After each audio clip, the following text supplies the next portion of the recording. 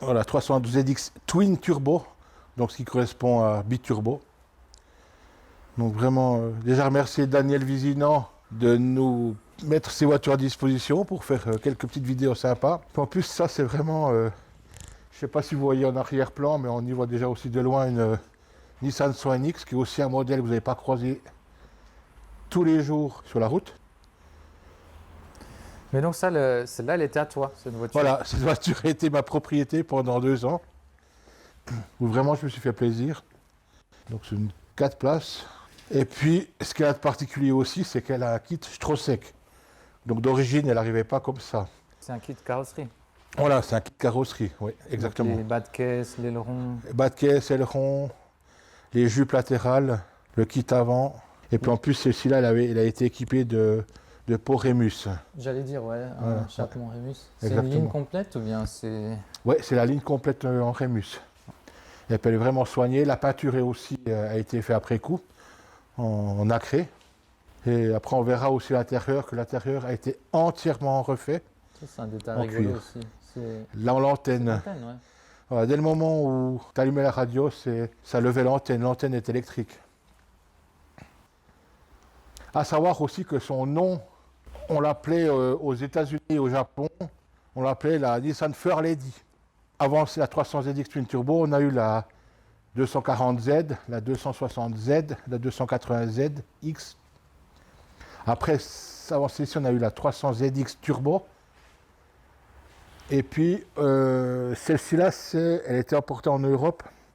À savoir qu'aux États-Unis et au Japon, elle existait aussi avec un moteur 3 litres atmosphérique. Alors que celle-ci-là, c'est un 3 litres biturbo qui développe grosso modo sur le papier 296 chevaux. Et donc c'est une 2+2, donc c'est une 4 places. Après les places arrière, bien sûr, c'est toujours la même chose, c'est plus adapté à des petites personnes et pour des petits trajets. Hein. C'est vraiment une très jolie voiture en super état. L'intérieur est magnifique aussi, il a entièrement été refait. Donc toi Alain, quand tu l'avais, tu m'as dit que tu avais un intérieur, l'intérieur était Alors différent. quand je l'avais moi, l'intérieur était en Alcantara orange. Ce qui était à la mode à l'époque, mais qui était serait un peu voilà, démodé exactement, qui aujourd'hui. serait has-been. Et puis là, on voit que le cuir est totalement refait, mais vraiment Ouais, neuf de super chez neuf, joli. quoi. La voiture, J'aime bien le tableau de bord en couleur carrosserie. avec le petit aussi. rappel couleur carrosserie. Mais tout l'intérieur est fait, même le tableau de bord. Ah, tout a été refait, oui, c'est vraiment... C'est hyper bien. C'est vraiment un modèle, mais hyper rare, donc ça, vous ne rencontrez pas... Ça, c'est intéressant, c'est les commandes sur le, Voilà, oui. sur le côté. On Et appelait, puis là, on le appelait ça, cruise on appelait ça des commandes satellites à l'époque. Elle a le cruise control, elle a le Ah oui, tempomat. le tempomat, oui. Ça, c'est assez impressionnant. De quelle année elle est? Tu ne te souviens plus exactement, non? Mais Je à ne peu suis près. plus exact, mais je crois qu'elle est de 88-89. Hein. Et puis on voit aussi sur la vidéo que c'est un toit Targa, donc Ouais, on peut le l'ouvrir. toit peut s'ouvrir. C'est assez impressionnant la technologie pour l'époque. Pour l'époque, là, Je c'était savais vraiment... pas que c'était autant. Parce qu'en plus, moi, je vois toujours dans ma tête, les vieilles japonaises sportives, c'est vraiment des trucs épurés, simples, Ouais. sans gadgets, sans trucs comme ça, alors que là, c'est pas du tout ça, quoi. À savoir que c'est une voiture qui frisait les 100 000 francs à l'époque, hein, Ok. à la vente. Ouais. Donc c'est vrai que c'était suréquipé.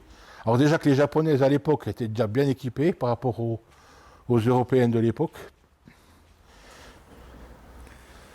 Voilà. Et puis, bon, malheureusement, aujourd'hui, il fait très moche. On ne va pas la rouler aujourd'hui, mais on espère qu'une prochaine fois, on pourra la sortir et la rouler, refaire une vidéo probablement. De toute façon, je pense que là, on va faire, dès que les jours seront meilleurs, on ira faire une petite balade avec ces voitures qu'on vous présente aujourd'hui. Ouais. Et il a existé à l'époque, il faudrait qu'on regarde ce qu'on arrive à retrouver dans nos vidéos peut-être, pour l'intégrer dedans parce que je t'en parle. Il y a une 300ZX qui s'est vraiment fait connaître en Suisse, parce que le patron du cirque CNI s'était acheté une 300ZX.